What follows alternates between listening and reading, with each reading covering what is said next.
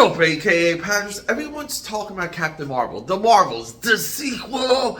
No one asked for it. No one asked for it. Well, maybe some people did. But guess what? It's a character. Marvel Comics. First appearance. That's right. We're going to go through the actual issue. The first appearance of Captain Marvel. Welcome to Comic Book History with your boy over here.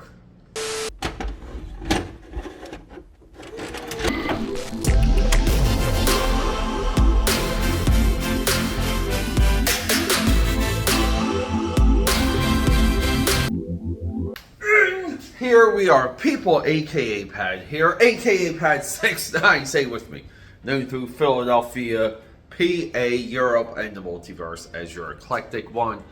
I welcome you back to the channel, and TGIF, it's Friday, yes! Busy day today, we've done a lot of things, I'm still recovering from being sick.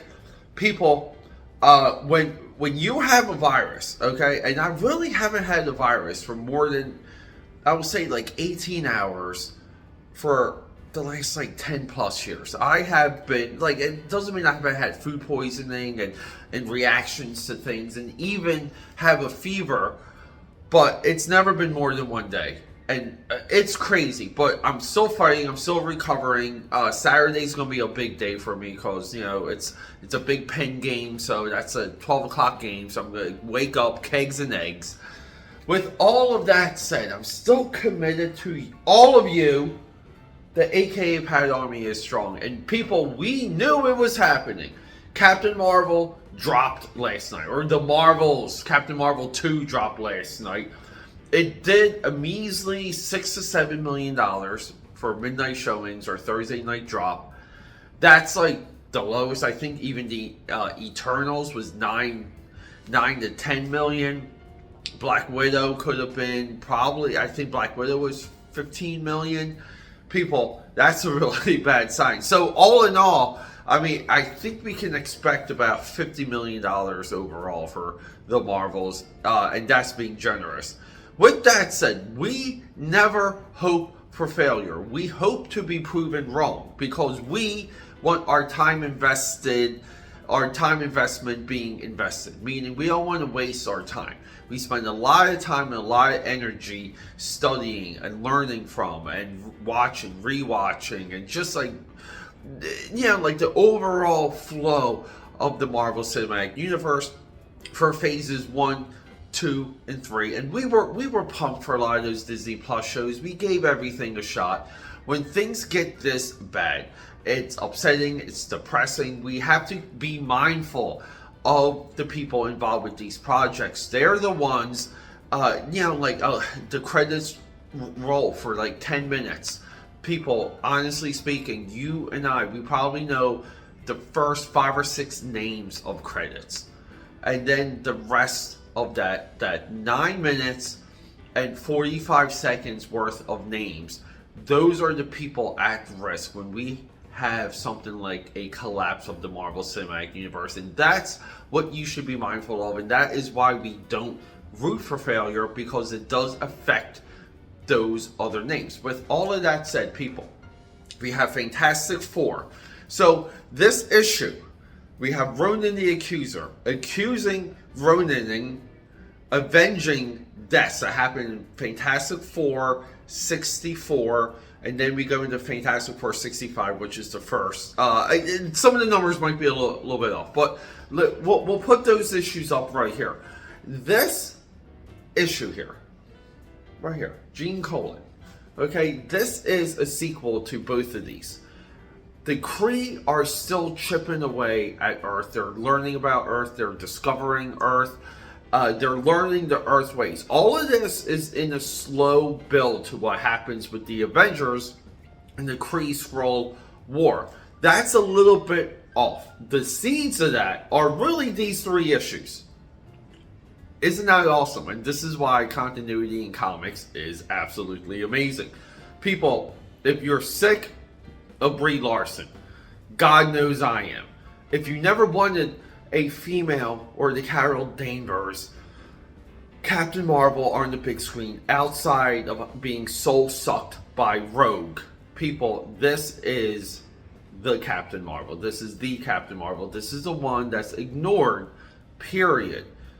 Let's honor this work. Let's have a true look at this work. And let's also be, kind of, insightful. And remember, we're in somewhat of the golden age of pulp sci-fi when this issue drops. So, pulp science fiction was in this. Pulp science fiction was in the first appearance of Guardians of the Galaxy and a couple other books around this time that we've already highlighted. We gotta kind of keep that swirling in our gray matter because it adds context to the production. We also have Gene Colan, who is an absolute weapon.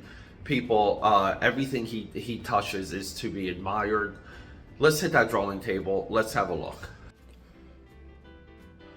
Alright, AK Powers, excuse the complete mess of a drawing table, but cheers to you. That's right, we have a, wait, hold up here. What happened?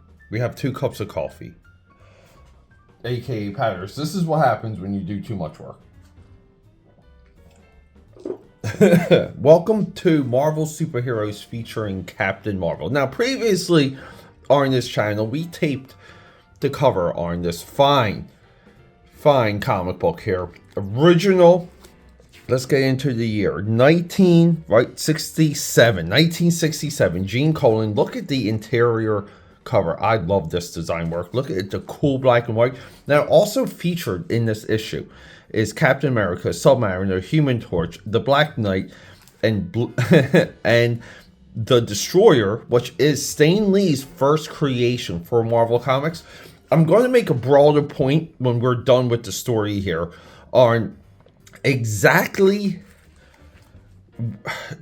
its marketing, okay? But the marketing effectiveness of Marvel superheroes.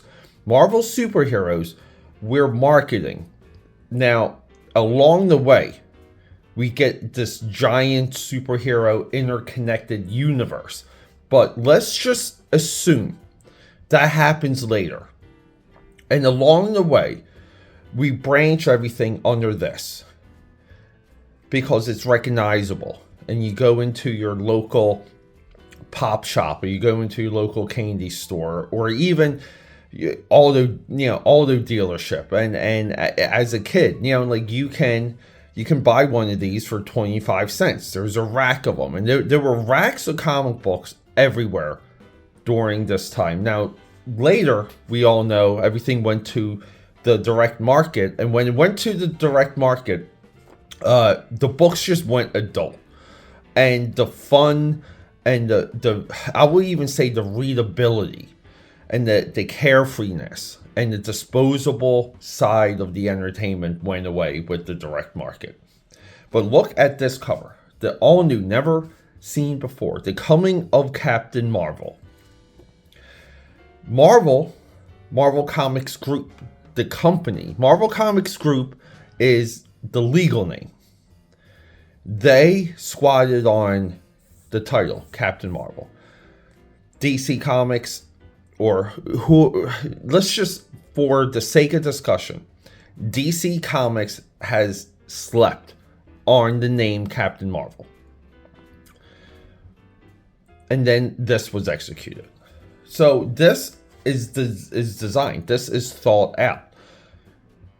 All right, we're not just calling this guy Captain Marvel. His name is Marvel.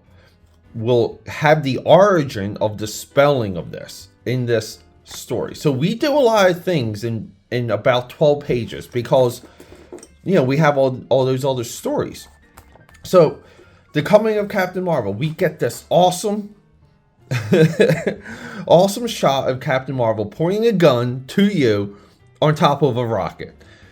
Nothing crazy here. We get the nice explosion, nice speed lines, by the way. Great title ribbon. Phase 1, and so it begins. The greatest superhero of all, presented in the Stan Lee, Gene Colan. That's the only thing. And look, embellished by Frank Giaccoli. Yeah, so we're smack middle in this war, the Kree Skull War. The Kree here, they're trying to get back on Earth. They've just had, as featured in Fantastic Four, they've had a excursion on Earth that didn't go well, that ended with Ronan, Ronan basically getting wiped out. So this is kind of cool, because when we get into the first 2 pages, we don't quite know we're on Earth until we get to the last panel of page 2. Marvel, the captain here, he needs to drink a potion.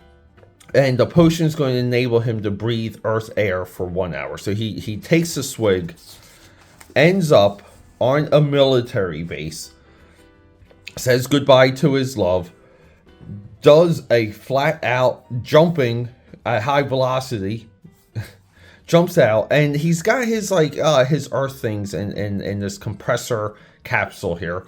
Makes a reference to it, but look at the design work. The design is so freaking sweet. But yeah, so he ends up on the military base. Now, here's some of the embellishing.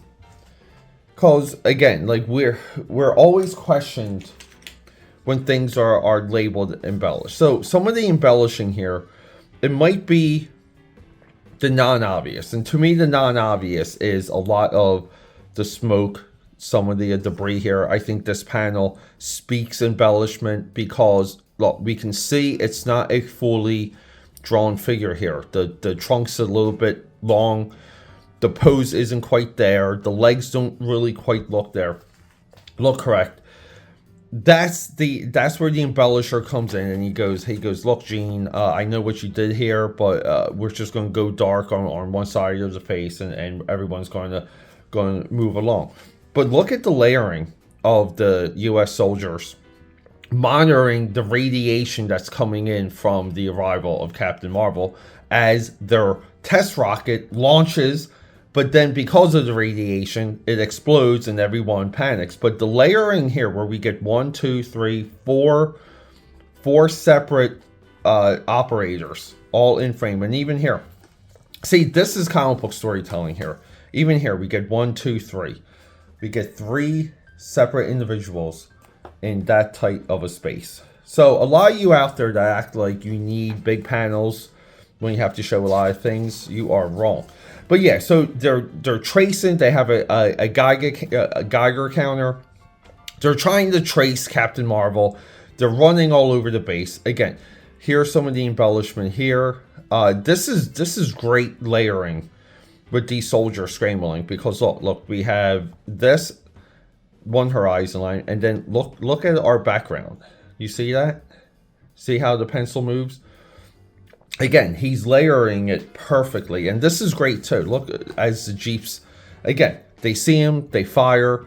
The Jeeps are speeding to catch up with him, but look at this. Look, we have one Jeep this way and one Jeep this way. It's directional. It's a thin panel, and we're rocking and rolling. So look, essentially, Captain Marvel escapes.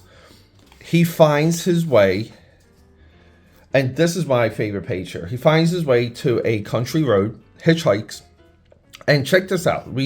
Without even reading the story, we see that he changes into Earth clothes, gets picked up by someone, gets dropped off, checks into a hotel, and starts to kind of have a night. And as he, you know, essentially he's like, guys, I'm going to put on some porn.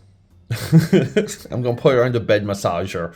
I'm going to see what this Earth stuff's all about. No. But he's just getting himself ready. He's had a long day. The supreme, the supreme high command, not the supreme intelligence, summons and paralyzes Marvel. And is basically like, look, we have to get to work. We have to start right away. So here I stand truly alone, unknown and unsuspected. I hold the fate of the planet in my hands. The attack. So look, we have this plight of the Kree. It's so well layered. It's so well demonstrated. It works perfectly. I would say the effects of just reading an intro story, this pays off. You do want to read what happens next, because, you know, he's pretty much a sleeper cell. I also always loved his white hair. I don't know why. I just think that works. So getting to the Marvel, right? We mentioned that earlier. He goes, look, all I did was Americanize Marvel to Marvel. It was simple. They work it into the story. And to further the continuity here we go. Here we go. We got Fantastic Four 64 and Fantastic Four 65. So this is a continuation of those two issues. And the idea is that, you know, like the Kree develop an interest on Earth. And this is the true science fiction element of this era Marvel. Science fiction doesn't run any deeper than the Kree and the Skrulls and basically them trying to infiltrate Earth in some fashion. And in a larger way, that idea becomes less impactful because, you know, new science fiction concepts are introduced to Marvel year to year. You can kind of argue Secret Wars became the new status quo when it comes to science fiction Marvel. So to expand on a little bit more of this issue here, and this is where, like, so many of you, I know a lot of you are your own publishers. You should really consider doing stuff like this, to where you get one news story and the rest is reprints. When it comes to the formation and the definition of Marvel Comics, look at this. Reprinted courtesy of Comics Combined Corp. Copyright 1954. Human Torch. The Destroyer. Reprinted courtesy of Western Fiction Co. 1944. Hopefully you guys are tracking some of this. Here's, look at the big A on Captain America's head. We have the Black Knight. Courtesy of Margood Publishing Corp. 1955. So it is known that this entity would change its name every few years to avoid taxes or as a form of tax evasion. Not a big deal. Very common back in the day. But everything I just showed you there, the companies that held the printing rights, they were vast and they're all coming from different books. And Marvel put a lot of those loose properties underneath one banner and basically made it interconnected. And that's the true contribution to the Marvel universe. It's not so much by design. It was just by happenstance. They had the inventory, they had a library of characters, and they just kept going because of one reason. They had sales. And when it comes to stuff like this, the greatest new superhero of all, that's Stan Lee talking there. Okay, and that's his contribution. He was able to figure out a way to talk to people and sell this. And when people bought this, they thought it was made for them. And that's the important point. Everyone here, I gotta get going. I need some of this. I am already losing energy and strength and some of my voice. Rock and roll.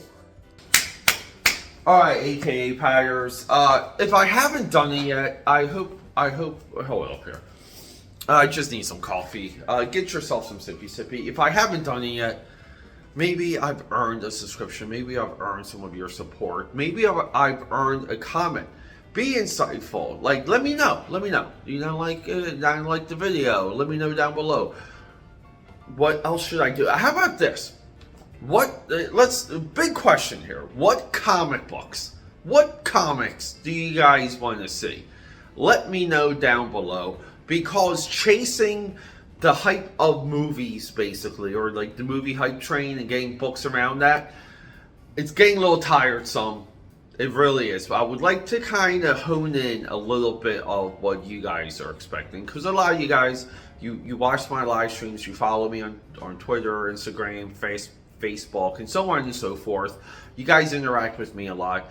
You know my taste. You kind of know things I'm interested in. So if there's anything like outside of that, or even that itself, let me know. Let's kind of get into more books, but let's do it for the AKA Pad Army. I think we're done with this Hollywood crap.